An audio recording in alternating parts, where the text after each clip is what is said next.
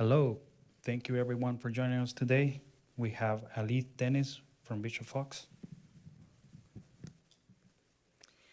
Good morning, everyone. Thank you so much for joining me, and thank you to B-Side San Francisco for inviting me to speak with you all today. It is a gorgeous morning. San Francisco is a gorgeous city, and I'm so grateful to have all of you here on your Sunday in a dark theater with me instead of out there enjoying the scenery. Today, we are talking about social engineering CTFs for fun to a job as a professional red team social engineer. I've titled this talk "Halt and Catch Fire" because it's going to connect back to a bunch of themes in a popular television show by the same name. That said, you don't have to have watched the show to appreciate the content, I hope, but I do absolutely recommend that you check it out.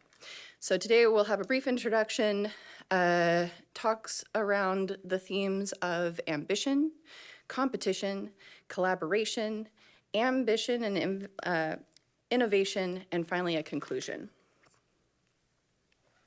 So introduction, who the heck am I? If you are here, you may know, but I am most well known for possessing a DEF CON black badge from winning the social engineering Capture the Flag contest back in 2019. I also have a Trace Labs black badge for myself and my team winning the Trace Labs Missing Persons OSINT CTF at DEF CON 2020. I'm a keynote speaker featured in Der Spiegel magazine, as well as the Wall Street Journal, Bust Magazine, episode 107 of the Darknet Diaries, and I am a U.S. Army Special Operations trainer presenting social engineering to a group of folks who work on those teams. And finally, I went from SECTF contestant hopeful to Bishop Fox Red Team in just about 4 years exactly.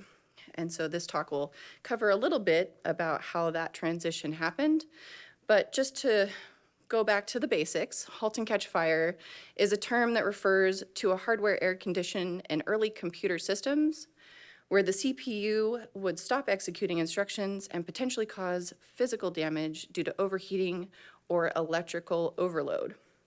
It is also, as previously mentioned, my favorite show.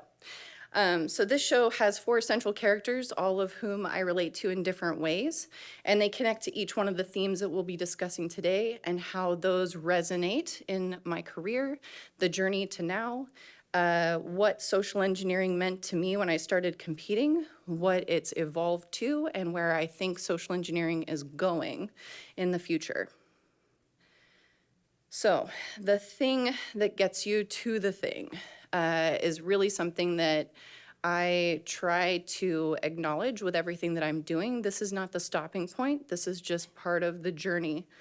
And on the way to where I am now, I was extremely ambitious. I have not always been this confident, and I am by no means confident, but I have been adulting from a very young age. I also dropped out of college around the age of 19 and managed to work my way into a title officer position in the escrow and title industry by the age of 22, which is the highest non-management position on that side of the business. I was both married and divorced by the age of 25, reinvented myself at the age of 26 and 30 and 32 and 36. So there's always room for evolution in your journey. And let me be an example of that. At the time, in my early 20s, I really felt that the best security was that trust no one, ever, no exceptions. But over time, my viewpoint on that has changed. And this is kind of a story that relates to how that evolution occurred within me, but also in my perception of social engineering and what that means to this industry. So personally, perhaps a smidge too ambitious. At about the age of 26, I got married again, had 4 kids within less than 10 years, worked a full-time job the entire way through, became a chicken farmer. If you follow my Instagram, I apologize in advance. So businesses, I co-founded an IT MSP, a voice over IP phone service company, and a security consulting firm. I fell in love with this industry through the necessity that the voice over IP service company created, the necessity to protect our clients, their communications data, and sensitive conversations, I fell absolutely head over heels with social engineering and ended up making a transition into this industry from a variety of previous jobs and found competition. And my ADHD brain said, yes. So when it comes to competition, well, you gotta just grab your balls and jump, right? So I found the Social Engineering Village at DEF CON. They had a competition called the SECTF, or Vishing Competition as it's now known. And this is not that story. I'm not gonna tell that again. If you'd like to know more about that, absolutely check out that episode of the Darknet Diaries, which goes very deep into my experience competing in that competition and the success that I had going from hopeful to contestant first time, and then eventually winning that competition in my second attempt. The difference between competition and the reality of social engineering was something that I had no concept of when I began competing. And I actually was featured as the person who's done contests in a panel at DerbyCon years ago to discuss the difference between what vishing was like for realsies, for paid clients, versus that contestant experience, which I felt that I'd mastered, and therefore, of course, I was gonna do fine at like the professional stuff. The competition is really high energy. There's a lot of pressure, there's the lights, there's the excitement of the crowd, and there's that applause, that validation that comes externally from the audience when you do something well, or their support when you do something bad. And so that really feeds that desire and that excitement to continue to do those types of competitions and to get involved in social engineering.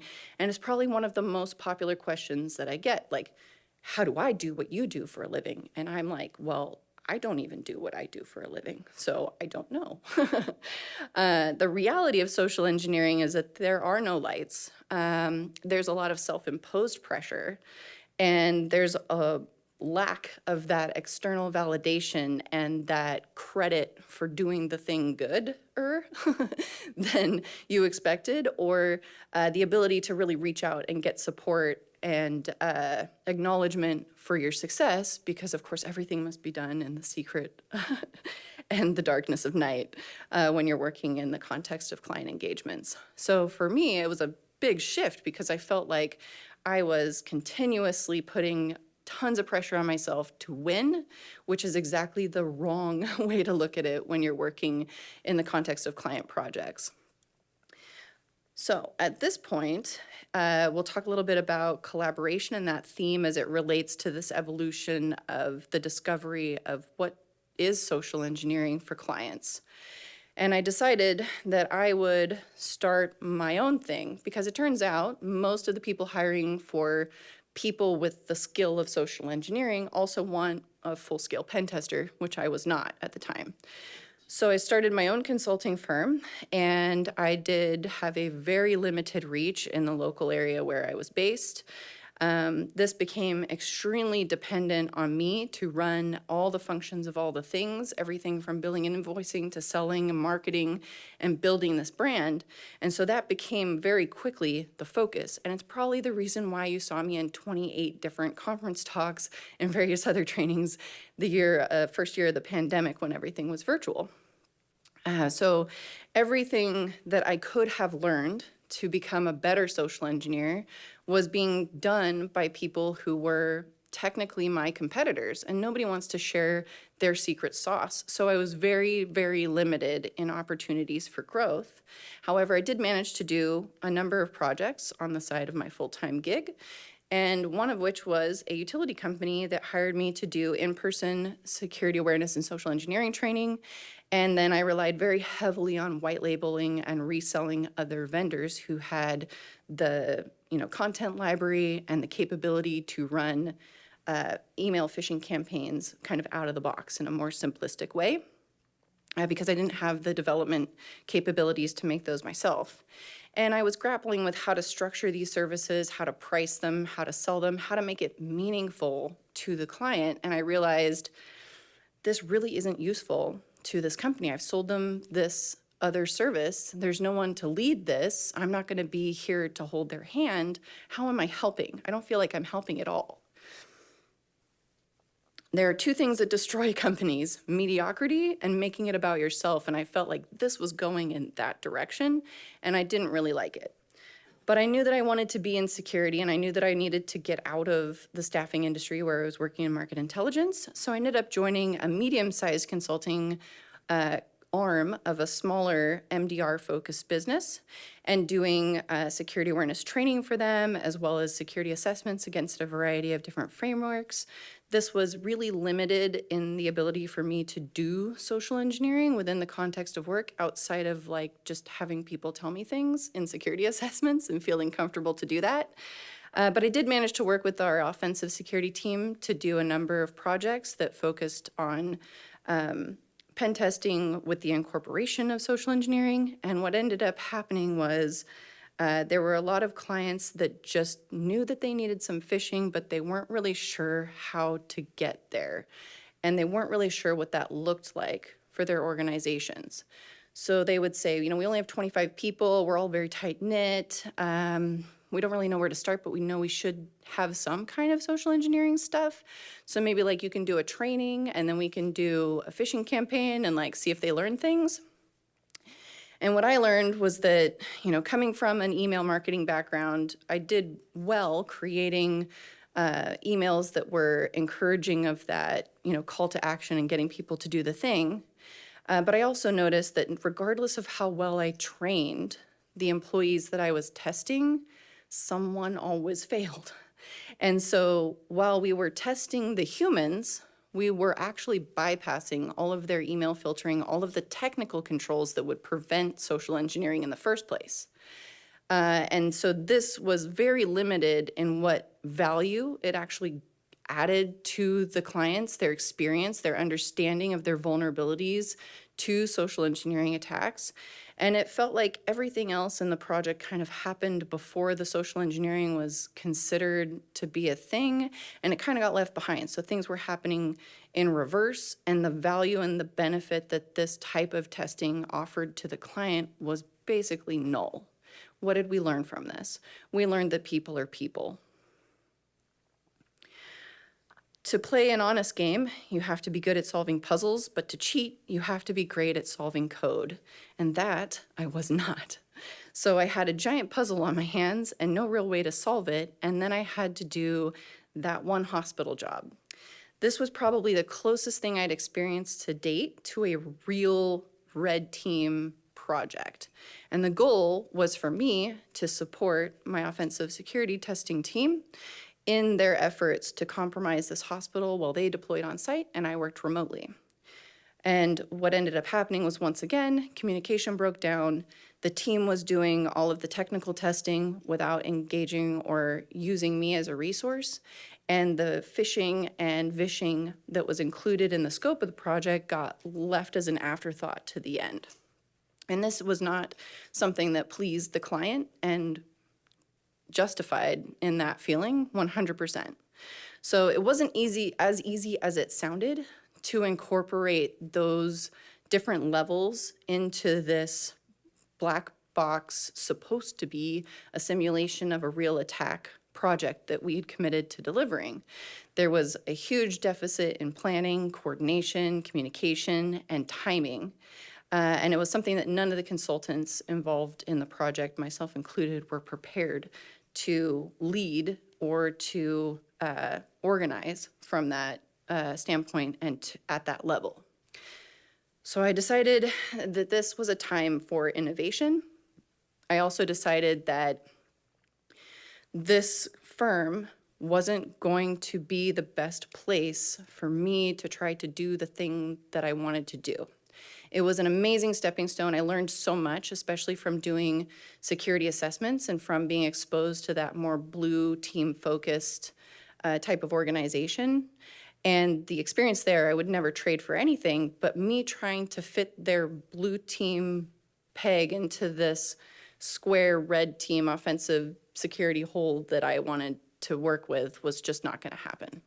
So I decided to go dark. Authenticity is what inspires people. If you want to lead people, you have to show them who you really are. Otherwise, you're just a $1,000 suit with nothing inside. And that's how I felt. I felt like I was wearing a blue team jacket, and all of this offensive security, identification of vulnerabilities and threats, and just being constantly on edge, which is just the nature of being somebody who looks for those gaps and looks for ways to, get ahead of any attack that could be a problem in the future, if not exploit it yourself in the context of a SAO that's signed and that's legal and ethical, was just one of those things that I couldn't make myself a blue teamer. And like, to be honest, like it's way harder than attacking the things. So I ended up transitioning to a firm that is a large consultancy. The focus is on offensive security testing exclusively. And I had the ability to test clients with much more mature security programs who were ready for that next step in the evolution of social engineering, which is where I wanted to be. And these clients were in the market to buy those things, and it was justifiable for them to spend the budget on these types of services. Whereas with the smaller, less mature organizations, it didn't make sense to buy even the most basic phishing services, let alone hire an organization to put together a really robust, customized red team engagement that was supported by social engineering. At this firm, the opportunities to be creative abounded, and there were a bunch of amazing people for me to learn from, as well as me being able to, for the first time, meaningfully contribute to an organization doing the stuff that I love to do, and adding to that innovation in social engineering, as well as redacted things I will hopefully be sharing with you soon. So I wanted to build something that makes people fall in love. I wanted to create a service line that made sense, that genuinely added value to security programs and the advancement of those programs. How do we make the security program and the defenses of an organization against social engineering improved through our services that we offer? That's the real question. If we're just jumping through compliance checkbox marks to make sure that we are satisfying the requirements of a compliance function, we're not actually benefiting the organization or protecting them. It's all that security theater nonsense. So I tried to rush through this a little bit so I could talk more about that one physical assessment. And this is where I think that this story comes full circle, because this client has a very mature security program. They have invested the money where it makes the most sense, and they have quarterly red teams to make sure that we can help validate the budget and the security controls that they are putting in place, both the technical and the physical. So I was pulled into a project to test the physical things. At one location, they had revolving door man traps and optical turnstiles, badge in, badge out on everything. And I think I sat outside of this building stressing out about how I was gonna gain access to it for well over 90 minutes. Like, to the point where I was probably uncomfortable about how long that this potentially an employee has been sitting outside of the building pretending to be on her phone on lunch. So I decided it's now or never. But the security controls that they had in place were all the things that we put in the reports that the clients never buy, and they had them.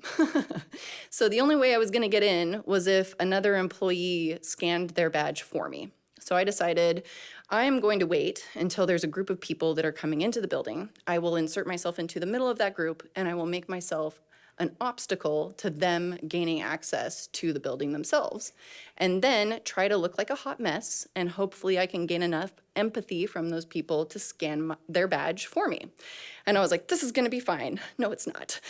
So I put myself in the middle of a group of people. Unfortunately, there were 2 man traps, so some people just went around me. And finally, I had someone that was curious enough to ask what was going on, and then almost empathetic enough to scan their badge for me. And as they were reaching to do it, they saw the security guard through the glass and went, actually, you should probably talk to him. And I went, or not, I'm good. I'll go around to the lobby. So I ended up walking away, and the security guard came out and he said, And I said, oh no. And so he brought me inside and I gave him the whole, I'm just a new employee. It's my second day. This badge doesn't seem to be working. And I thought for sure that he had totally figured out what was going on and that my cover was blown. So I ended up blowing my own cover by not pivoting correctly in the moment and asking him to take me to HR, which was the goal. But we ended up writing a report that made the client extremely happy.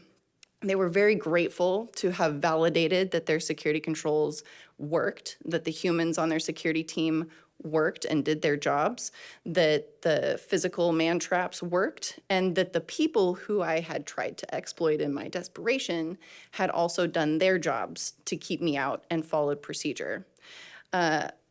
But then they had this other location, and the long and short of it is they were trying to gain budget to put more comprehensive security controls in place there. And my coworker and I were able to prove that we could steal about 10 of the 13 trucks that we recorded video of us opening the doors and finding keys and cup holes and ignitions. So there's a balance. And I think that opportunity to see the lesson and where the success of that engagement came from, it wasn't me winning. It wasn't me going, haha, I could have stolen like 10 of these trucks. It was validating those expensive, very expensive security controls for the client and having them feel like them bringing us on to test them was worthwhile, and it added benefit to their security program, and it established that they were going in the right direction. So in conclusion, the hardest things in life essentially is to get knocked down and have to get back up. And being able to accept when you are on a slightly wrong path for you, or that maybe this path isn't the destination, and adjust and get back up and try again is critical to success, I feel, in this industry, especially where you could get a job doing the thing you actually don't want to do, probably 9 times out of 10 with that first role, but end up using that to pivot into the thing you discover that you love. The evolution of social engineering is key to creating opportunities for benefit to clients in the advancement of their security programs. We can't keep doing the same phishing, whitelisted domains, baloney testing. We need to take this beyond that to add true value to our clients. And essentially, I'm invested in finding out what that evolution looks like. What does this look like for our industry going forward? And how do we grow this side of the business to add support to engagements that make clients feel like they made the right decision purchasing them, rather than, yep, we did the thing, we got the pen test, check the box, and let's move on? How do we improve programs and go beyond raising awareness to really finding what technical controls will prevent phishing and how to gain budget for those and implement those in organizations throughout the nation and around the world? Thank you very much for joining me. Again, a giant thank you to BSides San Francisco for hosting me. If you have questions, I will happily answer them at the Bishop Fox booth in the sponsor area. I will be going directly there following this so that we don't clog up the hallway. But I have stickers and things, so come by and say hello. Give me all your feedback. I want the good, bad, and the ugly. And thank you again for joining me.